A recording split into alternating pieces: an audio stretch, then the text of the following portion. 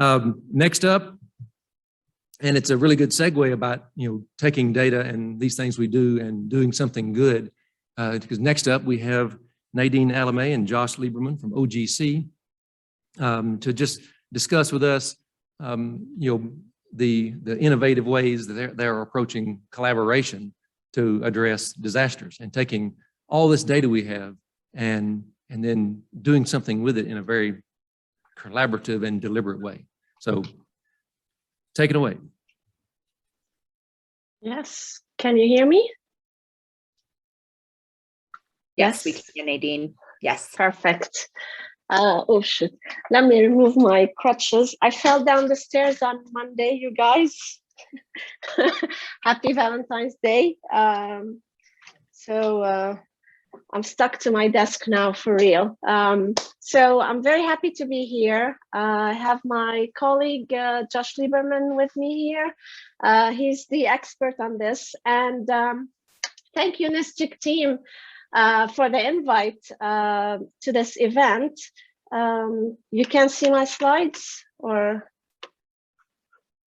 I see the slides. We can see your slides. Mm-hmm. All right, perfect. And who are you sharing, Josh? I am. Oh, perfect. I'm like, whoa, how is this happening? Maybe the drugs, but okay.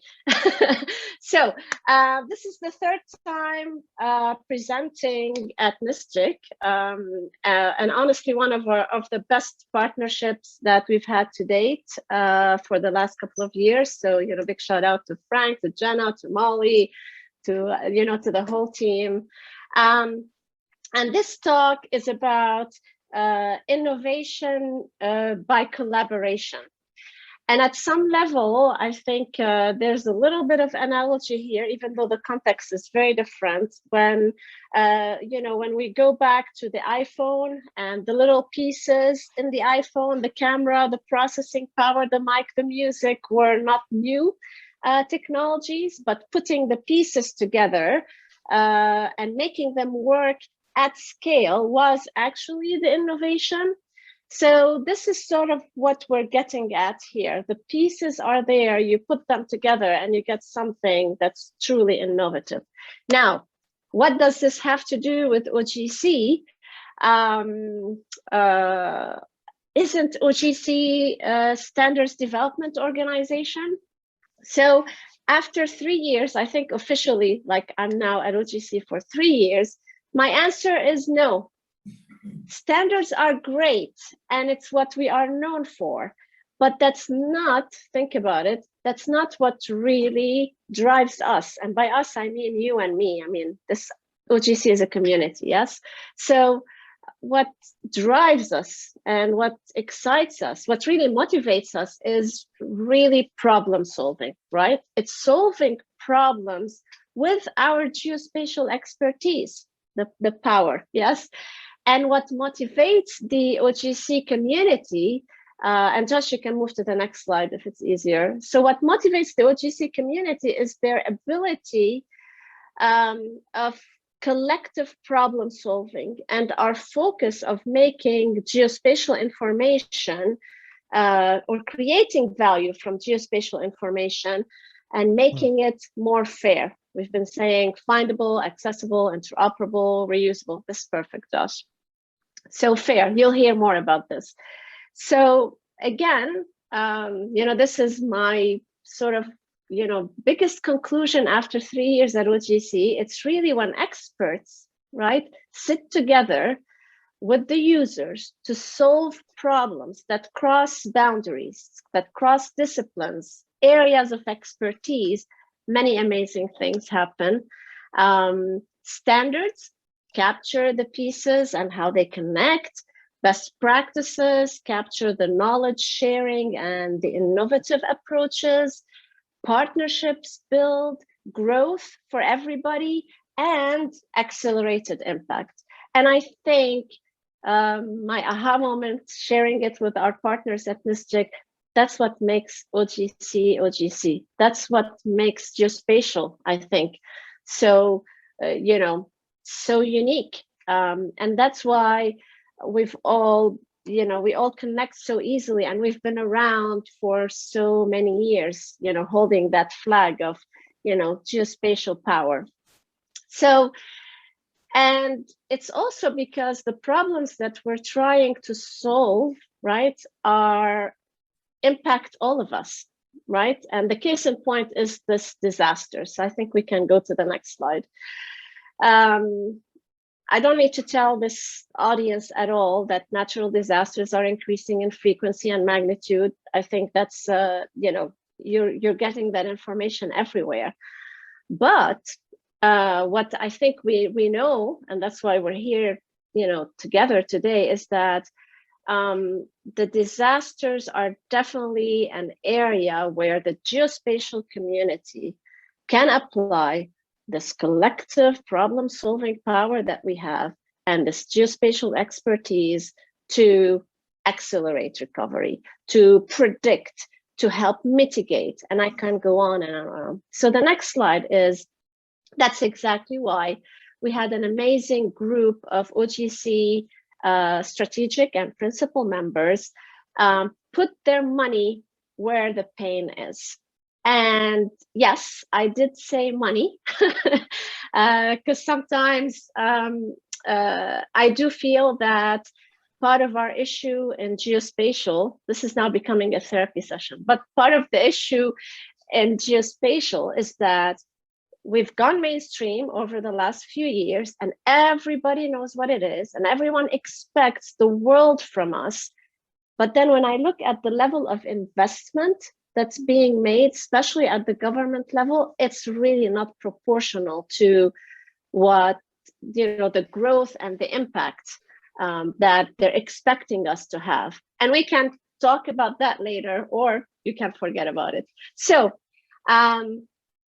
very thankful, USGS, FGDC, Natural Resources Canada, NASA, CONIDA, which is the space agency in Peru. So a developing country, you know, trying to get up to speed. So just think capacity building as part of all of this innovation, right? AWS. So they worked with us, next slide please, to scope a project under our innovation program at OGC. And the goal was to support rapid decision-making through the full life cycle of disaster management for multiple hazards by using what I call, you know, best of breed products, technologies that work together based on standards-based services, right, and infrastructure. You'll see later, I think eventually the real objective is, can we stop reinventing the wheel for every disaster on every place on this earth, for every flood, for every landslide, for every pandemic? Don't we know better? Can we capture that? Yes, the way we bundle the solutions together so that we can get rapid decision making. I think that's the real purpose. Can we stop talking about disasters and just put everything into preventing, predicting, mitigating, and then responding really quickly? Technically speaking, how do we deal with it boils down to how do we deal with Earth observation data? There's plenty of it. How do you combine that with other types of data, socioeconomic, sensor stuff on the ground, you know, you name it. How do you make it easier to use, right? We had a new space workshop last night at OGC, and one of the things that bubbled up is like, this is all great, but actually Earth observation data is, you know, SAR, RF, or just, you know, plain imagery is still hard to use, right? That's, you know, still the cost of innovation is still high. And so this is an attempt to lower that barrier. And that's why you hear about analysis ready data, right? And what we're pushing for is not just analysis ready data, is how do you use that to create, again, I'll call it recipe. I think later it's called guidebooks, Josh, is it? Well, the recipes is my favorite term. Recipes. So for creating decision ready, right? Decision ready information. Again, I can go on. So the next slide is, this is giving you a hint of, the behind the scenes. We put out a call to the community and amazing response. This is our biggest pilot. And it's, I think, because many things have come together, right?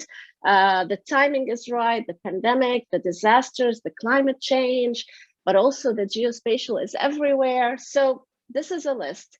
And as we go, I'll tell you more about the list of stakeholders on the right-hand side in just a bit. But another thing I want you to keep in mind as we go through this presentation is that all of this work, we're trying to summarize, 3 hours and 30 minutes, but also all of the work was done in a matter of months, right? Months, virtually, and for a total budget of about 750K. So just, keep that in mind. It doesn't take a lot, right? And so imagine if we can just scale this. So the next slide, looking at, the participants, we call them, so that the best of the best, they looked at the disaster cycles, critical indicators, you can read those.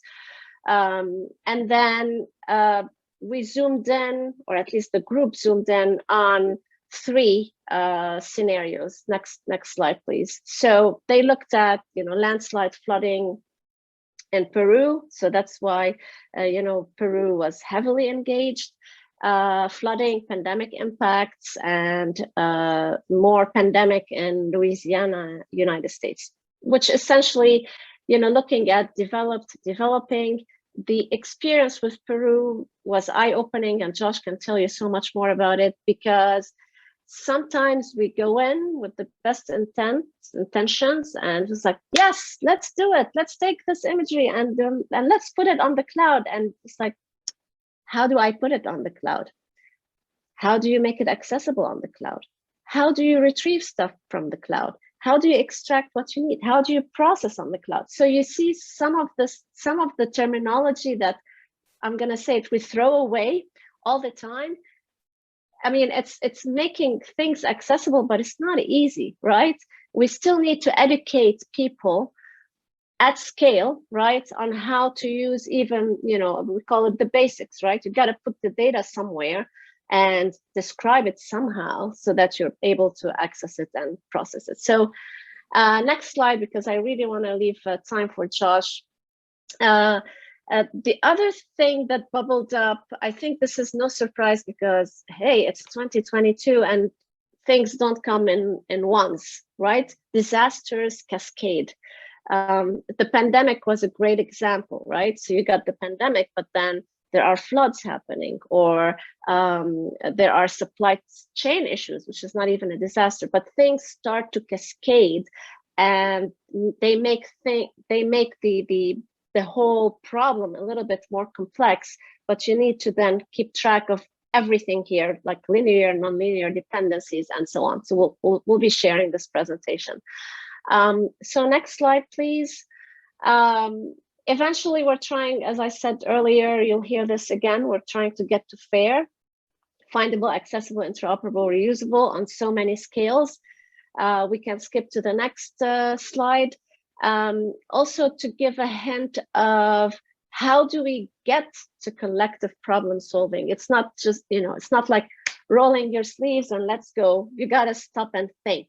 So to me, the stopping and thinking were 2 studies that were done as a precursor to this pilot. The health spatial data infrastructure study, which was triggered by the pandemics when it was just hard to get data from different places, and what data and how do you categorize it and which buckets, and how do we make sure we don't reinvent it next time.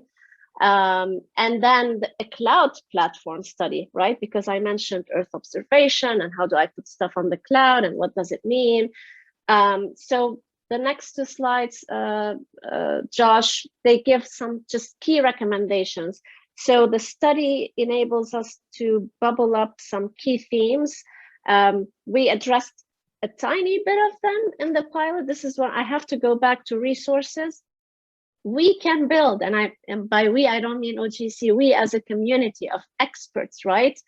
We have the tools, the know-how, and the connections to actually build something like a health spatial data infrastructure, but it has to be done deliberately. Someone's going to have to say, we are building it. Things don't happen magically. So I'll let you, read this again later, but this is, data models and address schemes and health information, socioeconomic data, privacy and all of that. So next is the cloud, same deal. It's not just one cloud, by the way. You start to get into, is it the Google Cloud or Microsoft Cloud or AWS Cloud? And how do I mix and match? Because the real world is messy. The capacity building, which I talked about, and the policies for data sharing in case of disasters. Again, this is, the studies show the world of problems, to be honest, and how we can address them. And it's like a menu then where we can go through and pick what we can address based on priorities of our sponsors or community and, the problem of the day. So Josh, did I set it up for you? I think the next slide, Josh, by the way, ran the whole pilot. I don't know how he did it. That was by the help of all of the participants, and in particular, our colleagues, Marie-Françoise Vaudreau and Mark Reichert, who, is supposed to be retired, but somehow ran this entire stakeholder community coordination group that a number of you are familiar with. So, we've forced him to go off fishing, but this will not be the last we see of him for sure. So do you want to talk about the stakeholder group? Yeah, so that's very quickly as part of, again, I think we talk about recipes. This is like the meta recipe. But so we've got the studies at the beginning and, group of sponsors. And then when we talk about community and when we talk about disasters, it's not this group, right? Eventually we have to bring in the stakeholder, the bigger community that truly represents the users, right? That truly represents the decision makers, because we want to make sure that the recipe, right, works for not just, in this case, Peru or Louisiana or whatever, right? And I think this was a great thing that bubbled up in this pilot. I think one of the biggest, successes to put together this community coordination group to help us maximize the relevance. So this group had phone calls, I think every, every month, I believe. Yeah. But out of that bubbles up, it's like, hey, we could do this. We have this pain. Can we do that? Can I try this? But you didn't consider that. I mean, it's amazing. And I hope we can repeat, right? I think this is one of our lessons learned that Josh is going to go through. It was so effective to engage the wider community beyond a project, right? So you got the project, the funding and whatever, but this is a community engagement while things are happening, not after, right? And I think that's what made it effective. And we're hoping to sort of continue, honestly, this going forward. I hope I gave it justice, Josh. Well, just to show that, this is not a trivial challenge, but we really jumped into this. Mark jumped into this and said, well, our typical modus operandi is that we come up with these projects, we get the funding, we execute the project, we write a report, and then we say to everybody who could be affected and helped by this, here's the report, good luck. And so we just decided here, with some push, particularly from Angelica Gutierrez from NOAA and Emergio, well, why don't we make eventually now? and little did we know what you were getting into. Marie-Françoise has put together this slide of many of the different organizations and the connections between them and us that developed out of this desire to collaborate with those to be affected by this work while we're doing the work.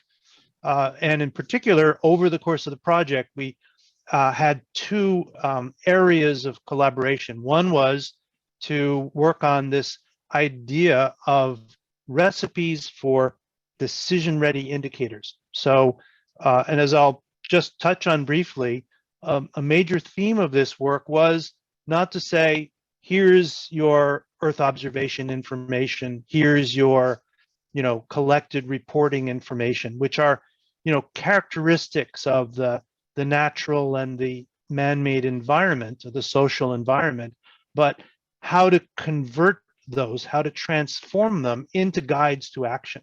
So instead of characteristics of the world, characteristics of the practitioners, here is the guidance at this time in this place. Do I evacuate? Do I have enough supplies? What are the characteristics of your actions and decisions rather than some difficult to interpret observation of the world. So we had a workshops in July where we looked at those recipes for transformation for the relevant hazards. And then we came back in September with the same group, larger at that point, and said, okay, so what does it really require to be ready to use these, to create these recipes and to act on them?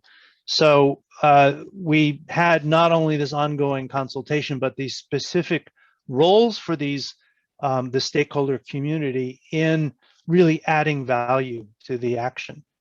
So thank you so much, Nadine, for laying out the context for this activity. And I'll go into a little bit more here of the detail. As we noted, the OGC and the role of geospatial data, what is it really useful for? What are these systems useful for? It's to help people work together. And it's to help people work together by giving them the context of their world to show where they connect and influence, help or hurt each other. And that provides the framework for bringing all of this information together. This is something that Al Leidner, who was very much involved in this process, kept saying, framework, framework, framework. How do we take information and put it together where people live? And that's from the spatial data framework and the details of it. What locations, what features matter to people, and so matter to the information they need. And the primary challenge that this was addressing was, we have all of this amazing information. I can't even count the number of satellites in the sky watching us at this moment, but somehow that information does not get to the right person at the right time in the right place to help them to act, to mitigate and respond to disasters in particular. And so that's what we're trying to look at. What are those barriers and how can we use standards, technology, practices to overcome them? So in the theme of it's the people, stupid, we really started by trying to look at who are those whose interaction, whose collaboration is really to be facilitated by these technologies and these standards. And we came up with an initial group of 6 of them, and they really represent people along this chain of value between generating data and acting on it, going all the way from a satellite operator, a data provider, to the general public that are affected and need to help themselves and be helped. And in between, there are these many roles for people to touch the systems and the data and to add that value which comes out down on the ground level. So in looking at how does this happen, we took this approach, which has been effectively used in many domains of, where are the places that data is just not flowing and what can we do about them? We call those pivotal interoperability points. There's a pivotal point where you go from, the high technology, big data in the cloud to people who know about the problems that are faced and can analyze that data to make it useful. That orange arrow from ARD to DRI is this pivotal point that we addressed. And another pivotal point is, okay, I've got information on what the situation is and what you need to do, but how do we get it to people on the ground, particularly in areas with poor connectivity? How can we package, secure, mobilize that information to the people who need to decide and need to act? And in fact, how do we get it also to the general public through what is the most common denominator probably is their mobile phones and the web, the thing that we can most count on, but can they search using the tools they know and get the information they need? That's through the linked data. And then, Earth observation is not all. The Earth observation information needs to be combined with what you know on the ground. And that's particularly true with public and population health reporting, as well as in situ sensors. Those need to be combined. And if you look at only one of these lines of evidence, then you're not getting the complete and reliable picture. So we used the framework data, the API and data standards to try to overcome these, challenges of these pivotal points and get the information down to where it's useful. This gets complicated, it's some of it is literally rocket science, but we try to lay out the chain of value and the interactions that are needed to get from this data, which is at least prepared to be integrated, and bring that down to decisions and actions. So we've tried to look at, what are the different stages here? Who needs to be involved? What standards and technologies can facilitate that? And most of all, what needs to be prepared? What needs to be ready so that this can actually happen?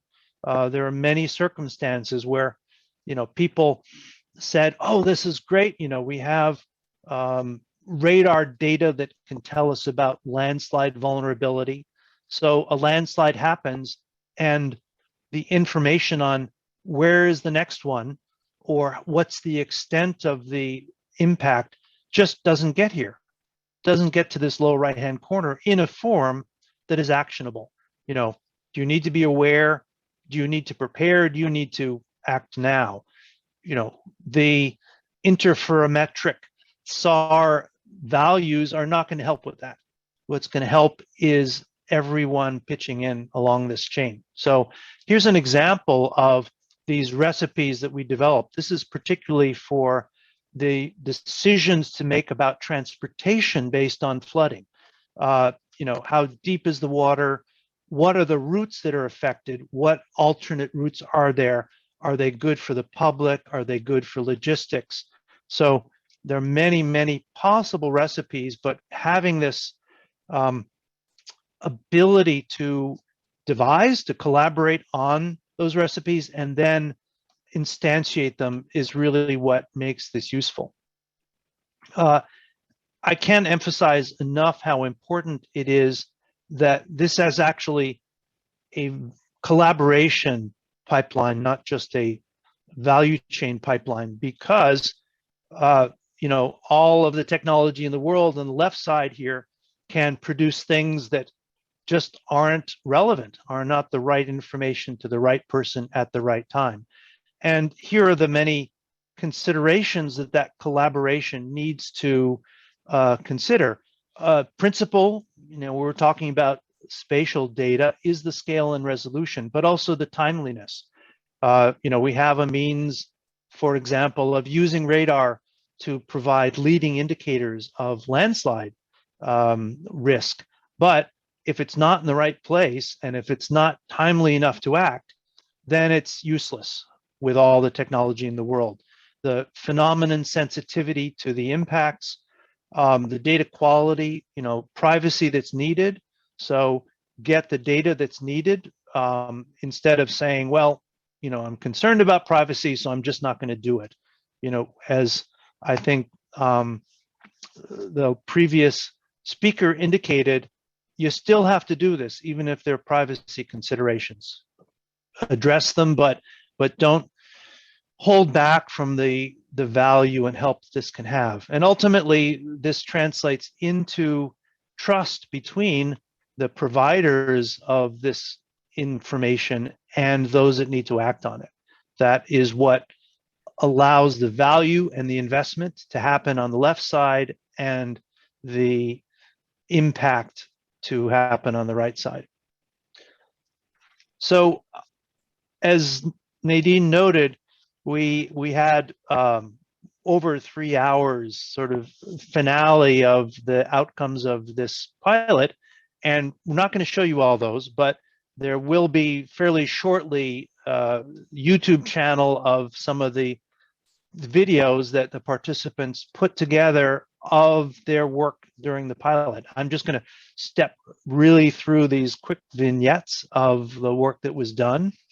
And it's the combinations that were really notable here. A group of participants worked on these impacts judged from both reporting and Earth observation on indices, so indicators of health status and health resources in Peru, as well as in the US, and combine that with, okay, there is flooding, how does that affect the health situation? How does that affect the transportation situation? What are the complications and the interdependencies that we can provide awareness of using this data?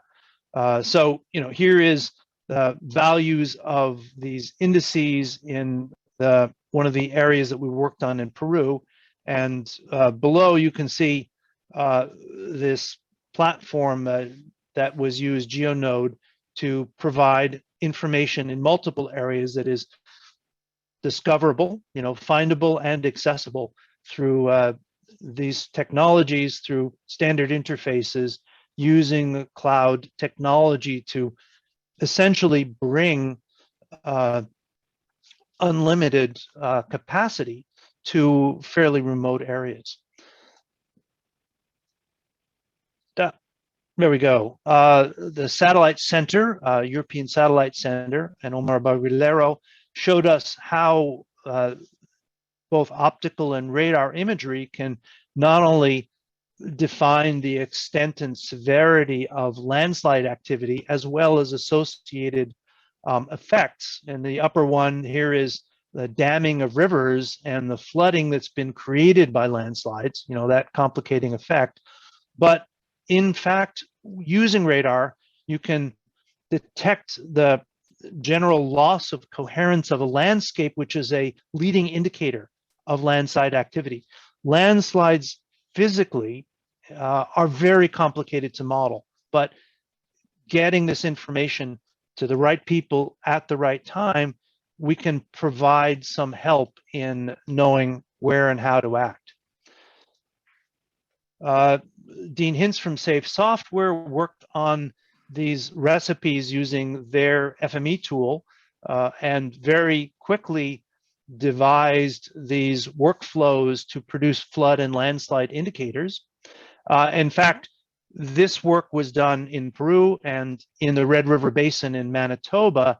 And while we were doing that, this extensive flooding occurred in British Columbia. He and several other participants immediately pivoted and produced the same sorts of indicators for the areas in southern BC and northern Washington state, which were affected by these flooding impacts. And interestingly, we're able to apply the same indicators because the framework data and such things as high quality, high resolution elevation models were already available. That was, we could not have made the point of that highly effective spatial framework better than in that instance. Then Skymantics, Nacho Corias, really took routing and transportation logistics tools to work with the effects of flooding on transportation. That's a big part of, the carry-on effect of some of these disasters is, we need to get supplies in, we can't get supplies in, what do we do about it? So he was able to show real-time these flooding effects and how transportation can work around it. Then Dave Jones from the Storm Center Communications, one of the important effects of having this data available and having people connected is how do we enable them to collaborate? And they need the visual and summary presentation of that information, but they also need to work together. And so the GeoCollaborate tool that Dave brought to our project provides that different locations and different stakeholders can synchronize their view of many different standards-based, web services-based data layers and indicator layers together. So being able to, even when you're in different places, representing different expertise, you can access expertise and collaborate globally with these sorts of tools. And then finally, this was work done by a group associated with Gizmo, the New York City GIS organization, and really filled in a hole between the normally collected information and 911 calls to say, what are the needs of this neighborhood, of this city, of this region, whether you speak multiple languages, whether the questions that we want to ask keep evolving and changing. So they put together this mobile phone app where you can just respond by voice in your language to a set of questions that provide that up-to-date status. How are people doing? Who needs help in the next 2 hours? They're not going to all call 911. 911 is not equipped to support that kind of regional logistics, but this can fill in that gap. So what did we come out of this with? So we did have this stakeholder collaboration. We will have, these videos and these engineering reports, but we wanted to do more. We wanted to make the results of this more immediately available and get feedback on that. So Nadine, do you want to talk about the readiness guides? Yeah, and I'll also make it quick. Hopefully, the guides will speak to them, for themselves when they're out and published. So I appreciate actually some people wanting access to these artifacts, right, from the pilots. But this is my favorite part. This is the recipe part. This is, we did it. This is not where, this is not the objective. The objective is to, do something about the disaster. So you see here 2 guides. I think it's 2 sides of it. So if you're a data provider, how do you put your data up? How do you make it analysis ready? How do you make it available via standards so anybody can use it? On and on. So that's the first guide. And the second guide is from the user perspective. That's, which is an even higher, I think, wall to climb, because so there's data. I think Josh said it very nicely. This is not so like, here's the EO data, here's the data that you need. It's like, that's not enough. So then how do you use it? How do you use it in those workflows, I think, with the different pieces? How do you coordinate with others? Again, leveraging standards just to make it faster, easier, cheaper, right? The next slide is, the releases. I think you see the, the link and, spread the word, let us know what's missing. I honestly think this is the beginning. We eventually need to have, a flood guide, a landslide guide, a pandemic guide, and just sharing our knowledge, because that's not what we're trying to do here. We're trying again to solve the problem. I think that's all I'll say for the sake of time, Josh. So if you can run through the lessons very quickly, and I know the NSGIC community is super engaged one, so I can't wait for their comments, questions, and so on.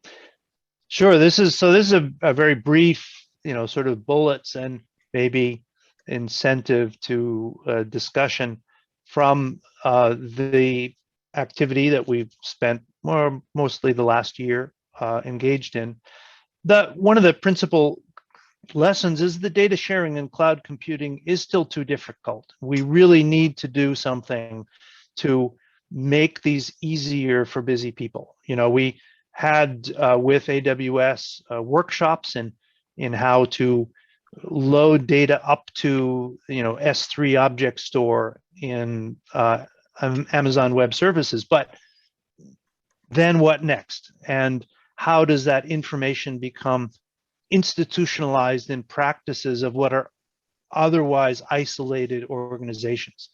The challenge of making resources findable and accessible, we think of that in terms of data, but that applies to all sorts of resources. All of the pieces that without which the data doesn't flow. We need the pipes and valves, we need the maps, we need all of the pieces that get the data to flow to those that need it, not just a data set sitting somewhere in isolation. One of the things that we really learned, you all know this, but we learn this every time, is that practitioners are very busy, especially these days, and they're not going to read our engineering reports. So it remains a challenge how we provide our outcomes, what we think we've learned, but really for both their benefit and for their feedback so we can increase that benefit. That really is channeled into training and to protocols. And so we need, as well as having stakeholder collaboration, to really look at the means of working with the practitioners and helping them generally, not patting ourselves in the back because we've produced some web pages. And that's having a specific activity and thread for practitioners. So we started this, I think, in this pilot, but we will be continuing in all OGC activities to really look at how we have impact, not just how we produce some form of knowledge. And another thing is, as we noted, here is how to use S3.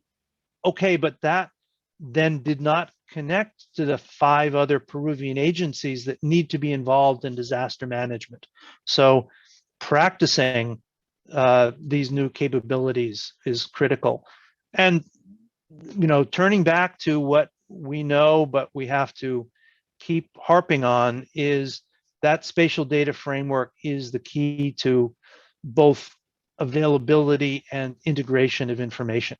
How do we get people to invest in that, to be invested in those? This is a long-term goal and mission of NSGIC, and it needs to be, that part of everything we do.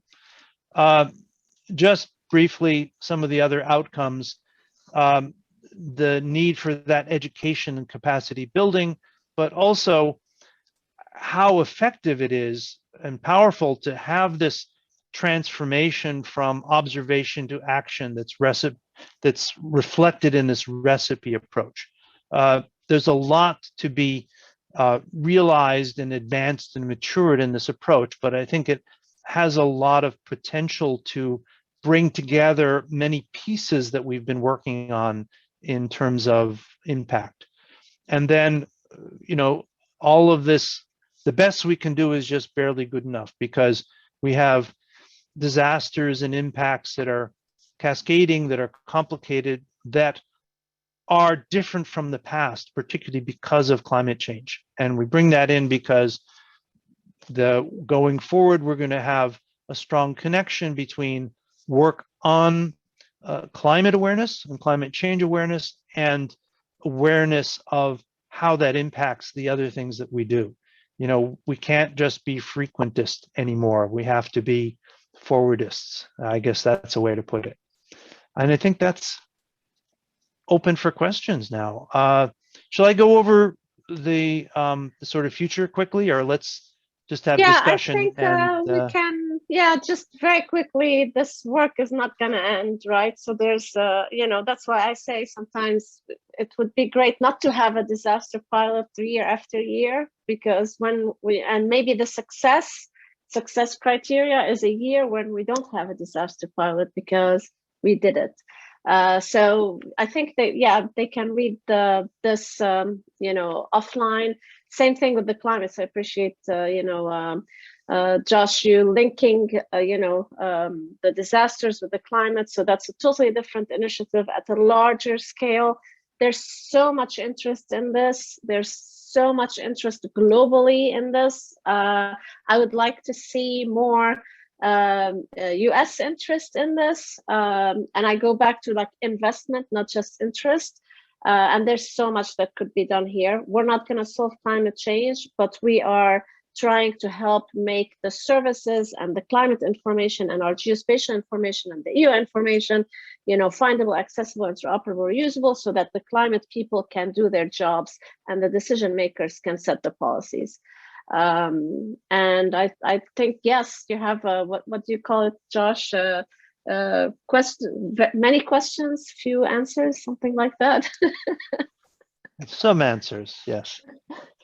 Some answers. Thank you, Josh and Nadine, for another example of the excellent work we've come to expect from our partners at OGC. We have several minutes now for questions. What I want to do is start with our virtual folks.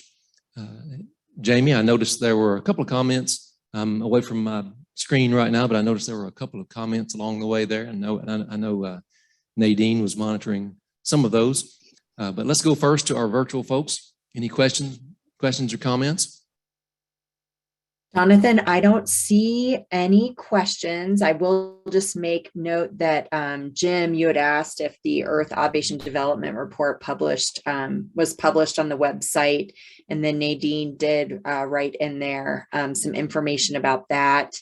And Jim shared a GeoCollaborate site. But there's no questions beyond that at the moment. Thank you, Jamie. I know we have one question in the room. I'm going to pass the mic over to Mark. Hello, Mark Safran from Dewberry. First of all, Nadine, I hope you heal very quickly. Sorry to hear about that fall. This actually, well, I think you touched on a little at the end there about how what you're talking about has a much broader applications than disaster, going into climate. But this really is a definition of geospatial intelligence, what you're talking about here. And I've spent the last 10 years before I came to Dewberry in my career in the geospatial or the GeoInt world. So my question is, did you reach out to the folks there that have been working on this type of thing for forever and trying to come up with solutions for how to take all this information and make it actionable intelligence? And the other side of the question is, are you then going to maybe share and help them with some of their efforts to get better at doing some of this? And it looks, the only other comment I'm just going to say is you're developing a lot of recipes, so I can't wait to see the cookbook that you eventually publish on this. Thank you, Mark, and good to see you online. I think Josh could probably better comment on, that link to the defense and intelligence, but it did come up when we were doing the GDA workshops with NSGIC and the community, that you could still see this separation. It's like, are you guys talking to each other? Because there's a lot of crossover.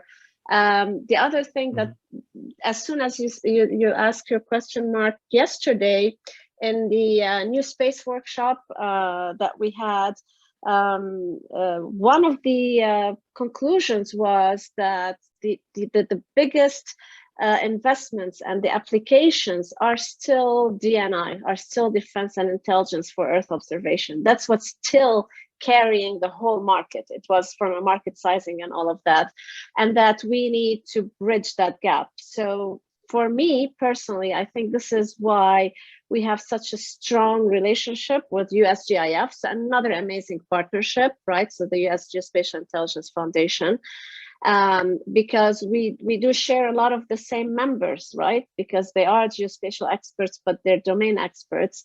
I think we're cross, pollinating in a way, and maybe we can do. We're not doing enough, or maybe I don't know if we're doing anything to. Again, my favorite new word is deliberately. We have to be sometimes deliberate about certain things, and it's the DNI to civil crossing. Josh?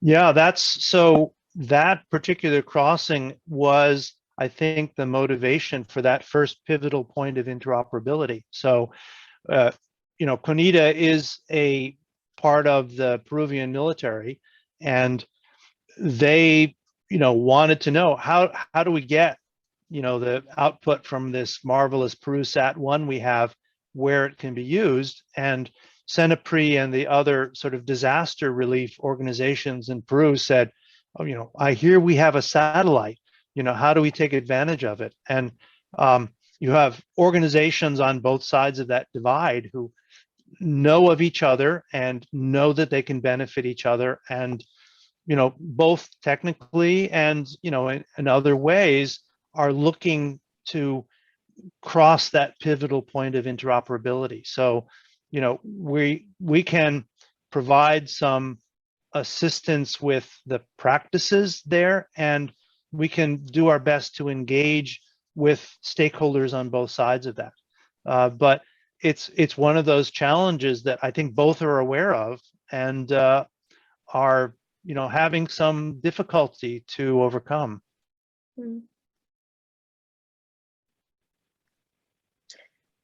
Nadine and Josh, thank you. Frank Winters from New York. I love the idea that you have focused on the people for part of this and even developed personas.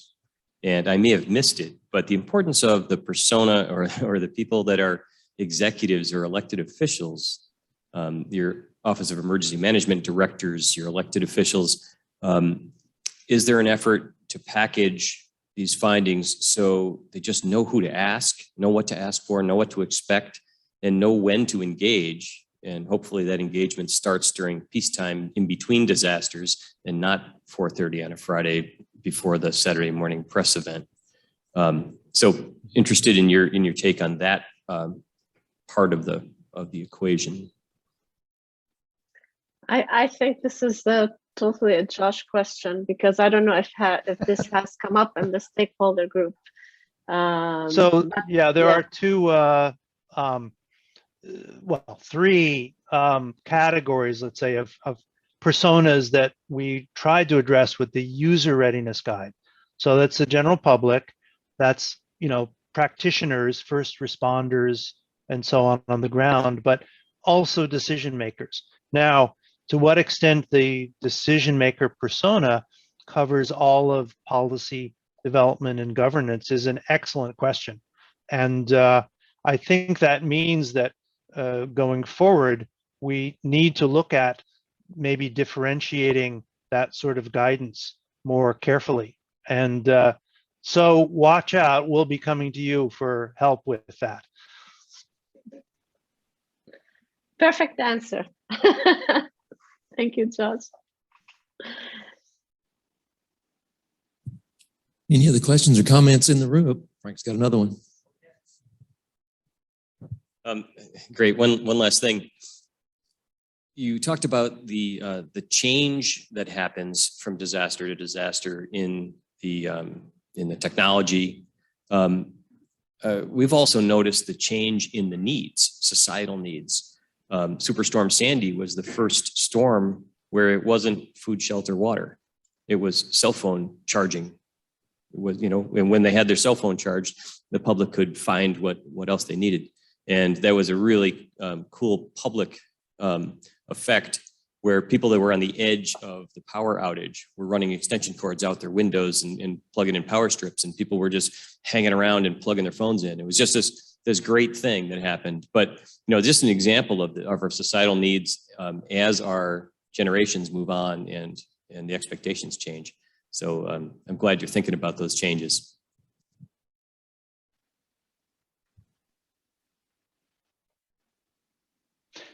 Yeah, I will note that one of the things we're trying to get at with this recipe approach is to be able to cast a wider net.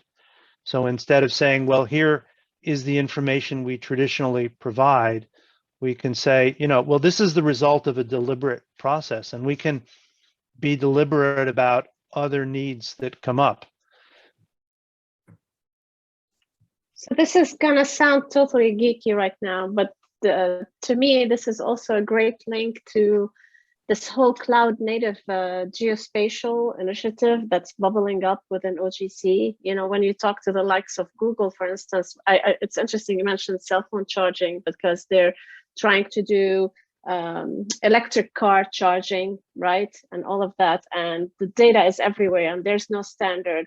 And the ultimate objective is you put your data on the web and it's cloud native geospatial. So I can just go and get where it is. And I think, just locating resources that way, I can totally see the scale of this. And it gets me very excited when we talk to the likes of Google, of the AWS on that scale.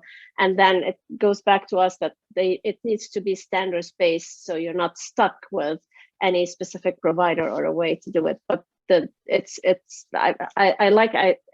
it's that shift of what we're looking for. And if we can make them natively geospatial, then things will be a little bit easier.